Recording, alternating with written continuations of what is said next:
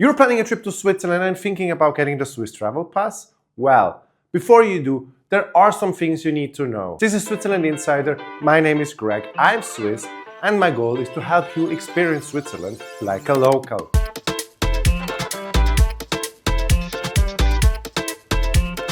But before we go into the details, let's quickly go over what the Swiss Travel Pass actually is and how much it costs. The Swiss Travel Pass is a ticket for travelers that gives unlimited travel on most trains, buses and boats across Switzerland.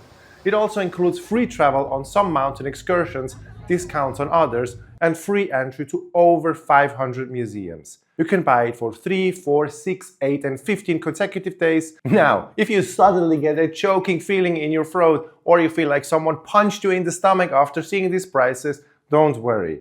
You're in the right place in this video. So let's get started. Now, a lot of travelers think they have to buy the Swiss Travel Pass like it's the only ticket option for getting around in Switzerland. But that's not true at all. There are many ways to travel around Switzerland, and the Swiss Travel Pass is just one option.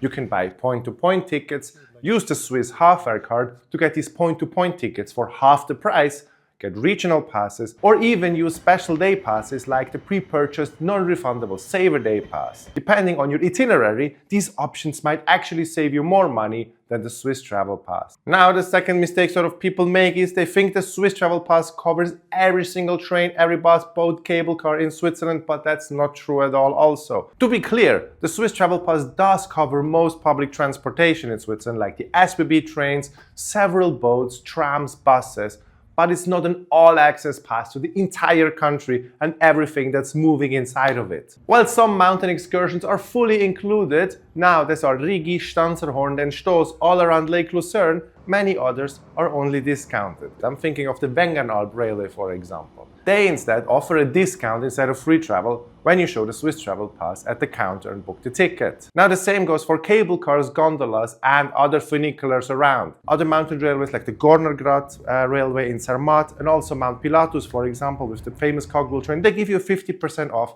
if you have the Swiss Travel Pass when you book the ticket. Now if you're planning a trip with a lot of mountain excursions, make sure to check what's covered before assuming everything is included. Now, a lot of people assume that the Swiss Travel Pass is always the cheapest way to travel around Switzerland, but that's not necessarily true at all. Whether the pass saves you money depends entirely on your travel plans. If you're taking a lot of long-distance trains, hopping on boats for hours and using public transportation in cities, then yes, the pass can be a great deal. So before you buy one, take a moment to compare a little bit. But if you're only taking a few train rides like the one from the airport or back, and then doing a lot of short trips, the Swiss half-fare card or just buying regular tickets might actually be cheaper. Now, one of the biggest mistakes people make is assuming that with the Swiss Travel Pass, they automatically have a reserved seat on all trains. But in Switzerland, seat reservations are almost never included, and most of the time as well, they're not even required. For regular trains, you can just hop on any train in your class, be it first or second, and sit wherever there is an open seat. But for some scenic trains like the Glacier Express and the Bernina Express, you must book seats in advance, and that reservation costs extra. But should you travel on very busy routes like Zurich to Milano, it might be a good idea to reserve a seat if you want to sit together. And the next mistake is one that families make very often, and that is when they purchase the Swiss Travel Pass, they're not claiming the Swiss Family Card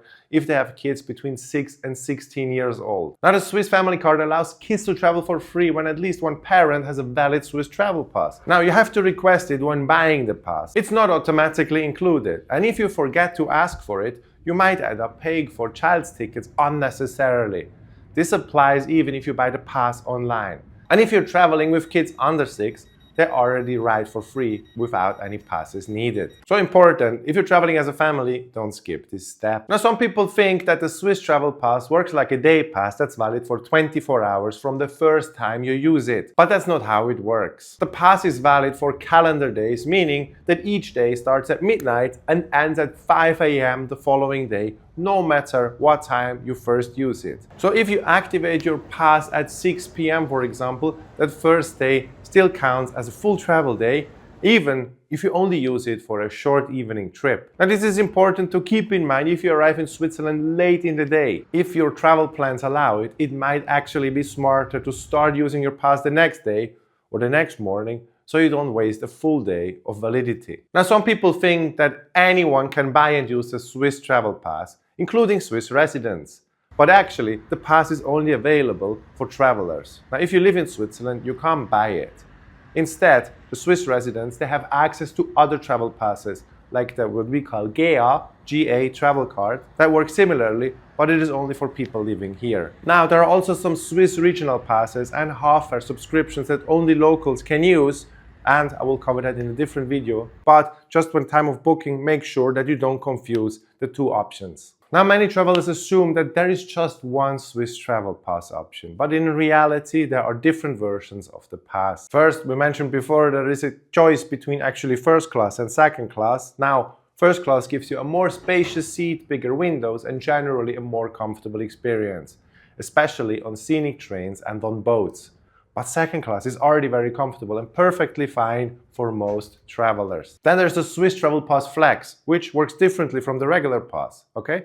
Instead of consecutive travel days, it lets you pick a set of number of days within a month and choose which days you want to use it. This can be a great option if you have rest days or plan to stay in one place for a while without traveling too much. And that could be, for example, the Jungfrau region. And because it's so popular, I've created the Jungfrau region travel guide. Now, if you want to have such an amazing companion with you on your trip, check out the link in the description. Now, some people think they have to wait until they arrive in Switzerland to buy the pass at a counter, but that's not true also, okay?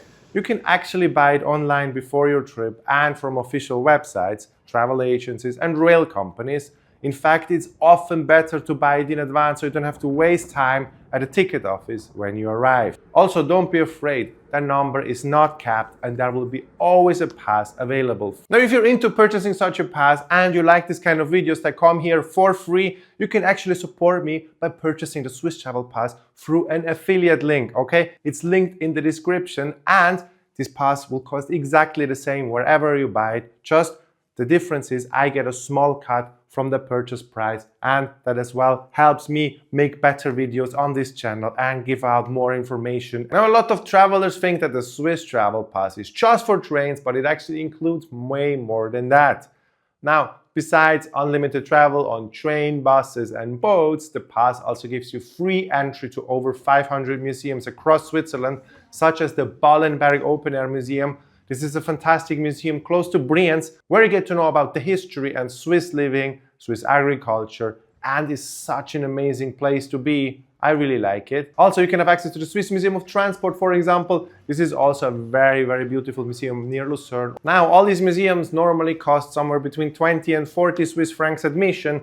So you see here with the Swiss Travel Pass, you can actually benefit. Now, I hope this video helped clear things up so you can decide if the pass is actually the right choice for your trip. Now, thanks for watching and I'll see you around in Switzerland. Bis bald und tschüss.